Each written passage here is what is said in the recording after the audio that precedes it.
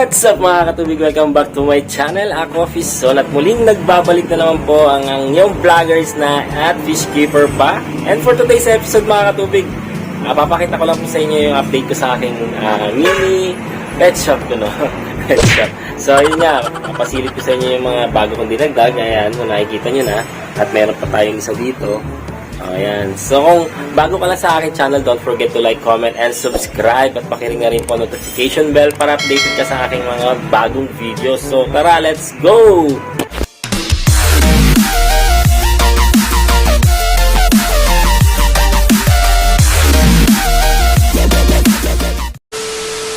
At ayun nga mga katubig, nandito na nga po tayo. At ito na po yung mga dinagdag ko. So binili ko po ito kay Sir James David. 3-layered glass cabinet po. Lalagyan ko ng mga accessories ko. Dagdag ko yan. And dito po to sa aking is ito na nga po yung dinagdag ko. So galing lang po ito sa likod. Sa aking inilipat ko dito.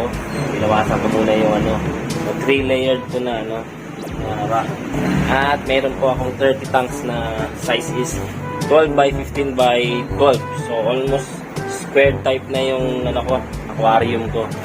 Ayan, mapapansin nyo. Kasi ginawa ko to dahil ayaw ko na masyadong mahaba, ayaw ko naman na masyadong mataas.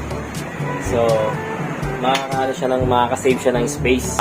Hindi, wow. Madaling linisan. Ayan, so mapapansin nyo, may mga sisda pa. Binawasan ko lang yung tubig para mabuhat ko. So lilinisan ko na mamaya. Kaskasin ko pa yung mga itong watermarks dito. Dami pa akong gagawin. Maglilipat ako ng ilaw, air pump. Ay, iniwan ko doon. Ayan. Ang mga isda ko nandyan pa. Ayan. Makapansin nyo, mga red bloody balloon ito. Mga katubig. Meron ako mga angelfish, no? Fry. Ayan. Pag naayos ko ito, papakita ko ulit sa inyo. Ayan yung 24K balloon. Platinum balloon.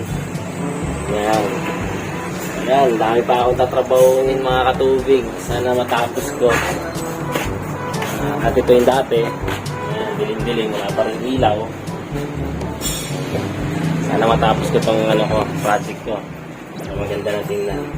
May balak din naman kasi ako pasok na lang dito sa kwarto namin. Room. Sana maayos-ayos na. Mapasok ko na lang dyan para hindi ko na problema dito sa labas. Ayan mga tubig. So, kulang pa ng trabaho.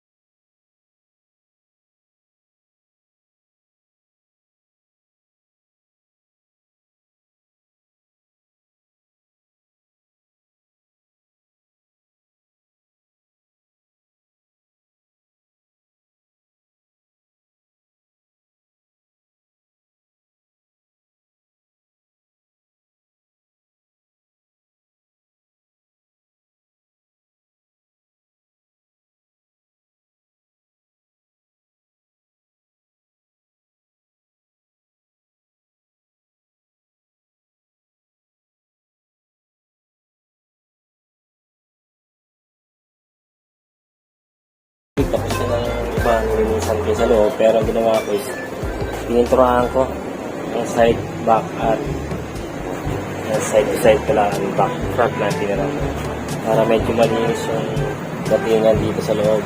Kasi kung ginamitan ko na naman ng sticker na medyo mahal masyado mataas, mas malaki magagastos ko. So ito, ginawa ko na lang ng paint na lang kasi permanent ko rin naman to hindi ko na lang naisip. Ganyan na lang, blue. Ginamit ko yung elastomeric para madaling alisin kung sakaling nagbago yung skin. Hindi natin masasabi. Madaling tanggal kasi namin. So yung mga katubig, pag-paint naman tayo ito na. 1, 2, 3, 4, 5. Walang nagawa ako. So, tapusin natin yung iba. Let's go! So mga katubig,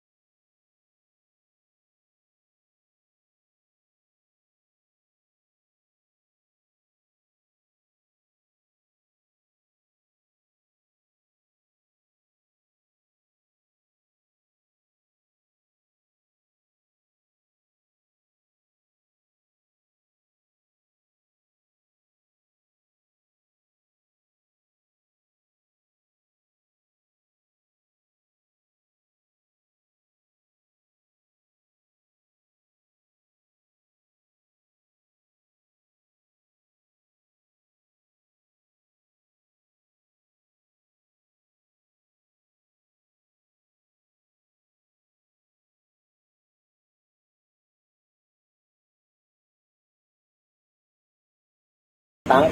So ayan, kung napapansin nyo, blue background na lahat, blue. Para malinis naman tingnan sa loob. Ayan, kasi maglulumot to. Pag dito kasi ang araw. So, maglulumot siya. Kailangan magtakpan. Kaya makikita nyo, blue. Sana tumagal. Para blue na lahat. Blue na rin yung pant ko. Ayan guys. Nakikita nyo. Yung tanks yan. Maingay sa daan ka. Lagi maingay kasi malapit po ako sa daan. Yan ang highway na. Insya na kayo ha. Ayan. Medyo magulo pa. So, mas okay naman to. Sa dati. So, ayan. So, ang susunod ko is set up ko na yung mga aerator. Yung aerator natin, babalik ko yung pump at ilaw. Lights, tapos lalagyan tubig. Pero, pagod na po ako. Baka sa susunod na update ko na po yung mga susunod na gagawin ko rito. So, ayan. Nakita ko lang. Mga ginawa ko ngayong araw. So, pero guys, nagustuhan nyo aking video for today. Don't forget to like, comment, and subscribe. At pakiring na rin po notification bell para updated ka sa aking mga bagong video. So, let's go! Bye!